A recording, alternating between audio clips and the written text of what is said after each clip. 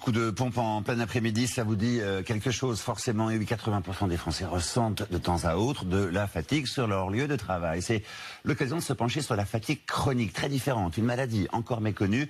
Alors quels sont ses symptômes? En quoi est-elle différente de la fatigue que tout le monde connaît? Donc faut-il absolument consulter? Ce soir, c'est Vicky Bogart qui fait le point et qui vous répond. Vicky, quels sont les symptômes de la fatigue chronique? Eh bien Xavier, c'est une fatigue intense d'au moins 6 mois associée à des douleurs musculaires, des troubles de la mémoire et des malaises après l'effort comme des vertiges.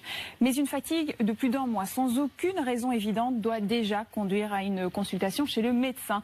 Il est très important de vérifier si cette fatigue n'est pas causée par une autre maladie comme une anémie, un problème de thyroïde ou encore une infection. Ce qui alors n'a plus rien à voir avec le syndrome de la fatigue chronique pour lequel il n'existe pas de test précis de diagnostic. La fatigue chronique touche principalement les jeunes, entre 20 et 45 ans, même si les adolescents et les personnes plus âgées peuvent aussi être concernés.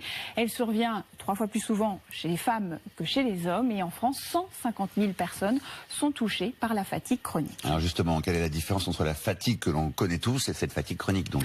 Eh bien, une fatigue, c'est lié à un effort et cela disparaît si l'on se repose, alors que le syndrome de la fatigue chronique, c'est un épuisement permanent, une incapacité à récupérer, peu importe le nombre d'heures de sommeil. C'est une maladie neurologique reconnue par l'Organisation mondiale de la santé et cela n'a donc rien à voir avec un coup de mou ou avec la paresse. Ce n'est pas non plus une dépression car les malades, même fatigués, gardent l'envie de faire des choses et à l'heure actuelle, on ne connaît pas la cause de cette fatigue. Alors, on ne connaît pas la cause, mais comment peut-on la soigner?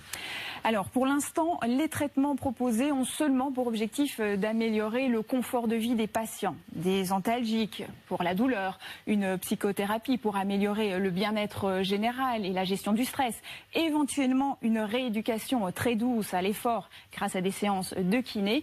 Et les patients sont aussi amenés à changer de mode de vie pour éviter les crises de fatigue.